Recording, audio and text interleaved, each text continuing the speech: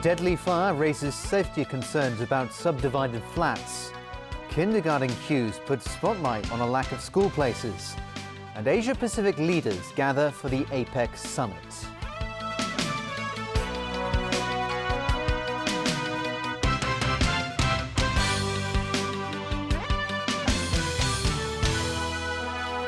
Good evening. A blaze swept through a subdivided flat in Shamshui-Po overnight, killing one person and injuring two.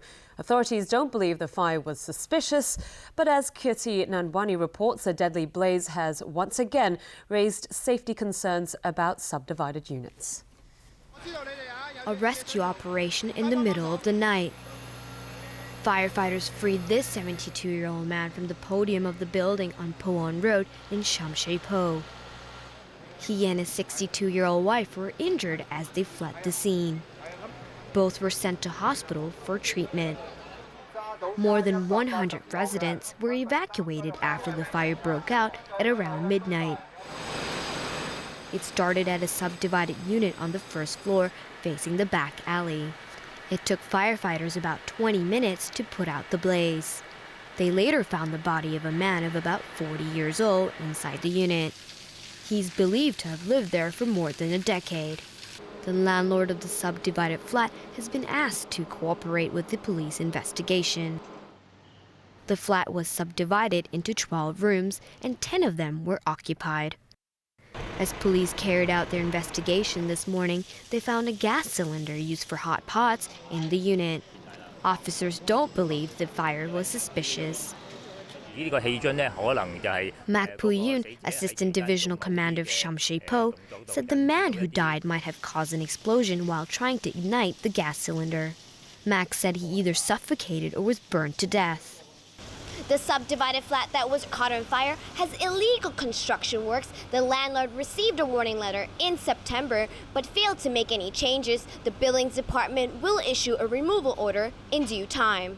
The deadly fire once again puts the spotlight on subdivided flats around town. The government earlier proposed a licensing system for these units as part of efforts to improve safety. Kirti Nandwani, TVB News. Well, many local and mainland parents continue to queue up at kindergartens in North District today for application forms. And as Vicky Kong reports, the admission rate of a particular school there is one of the world's lowest. Some say securing a place at this kindergarten in Changshui is harder than getting into a good university. With mainland parents scrambling for school places in North District, the chance of getting into this kindergarten is less than 10%. More than 1,000 applicants are fighting for 90 places. This local parent said there may be enough kindergarten places around Hong Kong, but definitely not in this area. The Democratic Party today petitioned against what it sees as the lack of school places. It estimated that North District has 4,000 places for first-year kindergarteners. But government figures showed there are more than 36,000 mainland children who were born in Hong Kong and are eligible for a spot. We urge the North District kindergartens to admit the local student first for the benefit of the North District student and their family. But this man from Shenzhen thinks schools should treat everyone the same, regardless of their background. Parents want the best for their child, he said. He wants his boy to study here because Hong Kong offers a better living environment.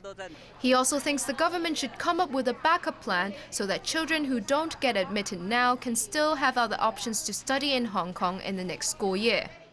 For Hong Kong parents, these long queues are a threat to the children's right to education. For mainland parents, long hours of waiting is simply a step for better schooling.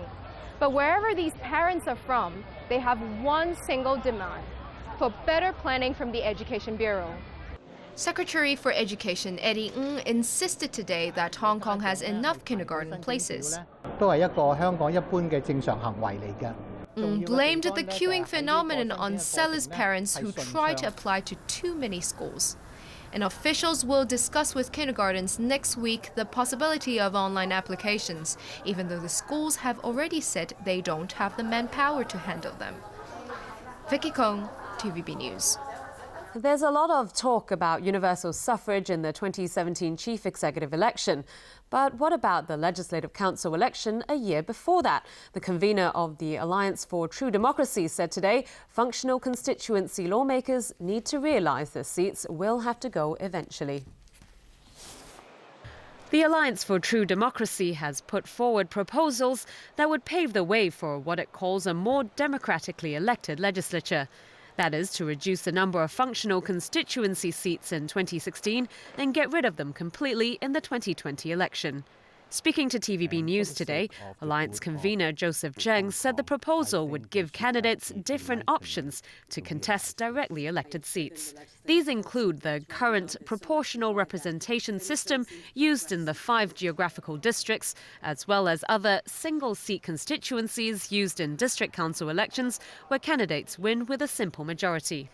Some are very good in doing grassroots services and so on. They want to concentrate their work on single-seat constituencies, whereas some people have a territory-wide appeal and they think that what they do serves the entire Hong Kong community, and such an arrangement probably will favor our business leaders. He stressed that those who were catering only to their own sectors won't necessarily lose out in direct elections.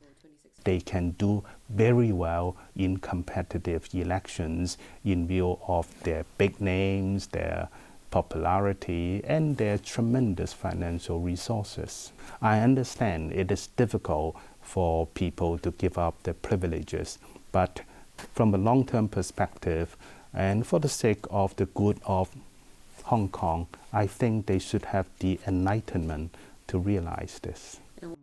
Also today, pro-Beijing figure Rita Fang called on people not to be naive about offers by foreign countries to help with the city's political reform. This follows a recent opinion piece by a British official that says his government is prepared to assist Hong Kong in achieving universal suffrage. My view is simply the article does not really help the progress of constitutional development in Hong Kong. It actually unnecessarily casts doubt on the whole situation. But I'm pretty sure that, at least I think, that our pro-democratic friends are not as innocent as to believe it. Fan said her experience tells her governments always have their own hidden agendas. Leaders from around the Asia-Pacific are gathering on the Indonesian resort island of Bali for the annual APEC summit. US President Barack Obama won't be there because of the government shutdown crisis in America, but Secretary of State John Kerry denied that this was a sign of weakness and insisted that Washington is strongly committed to Asia. President Xi Jinping is there. Chief Executive Leung Chun-ying is making an appearance. But conspicuously missing from the annual summit of leaders from around the Asia-Pacific region is US President Barack Obama. He's staying at home in Washington to help break the political deadlock on Capitol Hill, which has seen the US federal government shut down. Much has been made of Obama's no-show and how it could be a sign of America's relative decline and weakness. But today, America's top diplomat John Kerry, who's standing in for Obama, insisted the absence of his boss doesn't change Washington's commitment to Asia. And to all of our friends and foes watching around the world, let me be crystal clear. Do not mistake this momentary episode in American politics as anything less than a moment of politics, or anything more than a moment of politics. But he admitted if the crisis were prolonged or repeated, people would question America's ability to stay the course. Still, a key US ally understood Obama's decision to stay home. And I don't for a moment think that President Obama's decision to stay in the United States during a very challenging time for the US reflects it all on the rebalance. And I think the member economies here have appreciated the fact that Secretary Kerry is so committed to APEC. A strategic pivot to Asia has been a key part of US foreign policy, with Washington renewing or reinforcing alliances with regional allies. Many have interpreted the shift as part of America's strategy to keep tabs on a rising China. Meanwhile, Beijing appears to be making the most of the void left by Obama's absence, with President Xi stopping in Malaysia to meet the country's leaders past and present. The two nations signed a series of trade agreements. The president has now arrived in Bali for the APEC summit. Meanwhile, the blame game is heating up in Washington as the partial US government shutdown continues. The House of Representatives is holding a session today, but progress is not expected. Yesterday, there was more finger-pointing between Republicans and Democrats over the standoff. The American people don't want their government shut down, and neither do I. Now, the president continues to refuse to sit down with us Republicans. And sadly, that is a hallmark of his presidency. This shutdown could be over today. We know there are the votes for it in the House of Representatives. If Speaker Boehner will simply allow that vote to take place, we can end this shutdown. A whole bunch of families, not just here in Washington, but all across the country, will have the certainty that a paycheck will be coming, that they'll be able to make their mortgage, that they'll be able to pay their expenses, that they'll be able to look after their families. Von Yun-Giap, the man who helped mastermind the defeats of France and the United States during the First and Second Indochina Wars, has died aged 102. Considered one of the greatest military commanders of the 20th century, Vo achieved a standing in Vietnam that was second only to Ho Chi Minh. Vo's victory over France at the Battle of Dien Bien Phu in 1954 helped end more than half a century of French colonial rule in his country.